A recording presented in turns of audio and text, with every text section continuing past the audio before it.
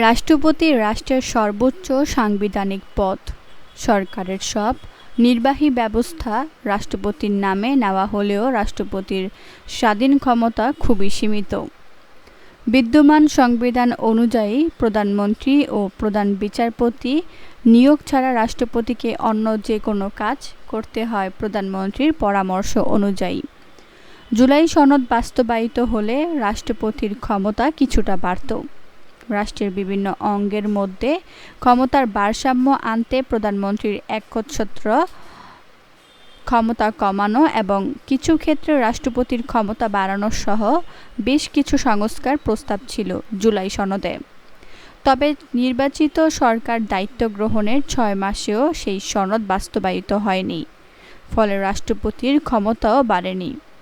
অবশ্য ক্ষমতাসীন বিএনপি বলেছে, যেভাবে জুলাই জাতীয় সনদ সই হয়েছে তারা সেভাবে বাস্তবায়ন করবে, সে অনুযায়ী সংবিধান সংশোধন করবে। শেষ পর্যন্ত এটি হলে মানবাধিকার কমিশন, তথ্য কমিশন, প্রেস কাউন্সিল, আইন কমিশন এই 4 প্রতিষ্ঠানে স্বাধীনভাবে নিয়োগ দেওয়ার ক্ষমতা পাবেন রাষ্ট্রপতি। 2024 সালের 5 আগস্টের গণ অভ্যুত্থানে আওয়ামী লীগের সরকারের পতন হয়। ওই বছরের 8 আগস্ট অধ্যাপক মোহাম্মদ ডক্টর ইউনূস নেতৃত্বে অন্তর্বর্তী সরকার শপথ নেয়। অভ্যুত্থান পরবর্তী সময়ে রাজনৈতিক অঙ্গনে আলোচিত বিষয়গুলোর মধ্যে ছিল ফ্যাসিবাদী ব্যবস্থার বিলোপ ও রাষ্ট্র সংস্কার।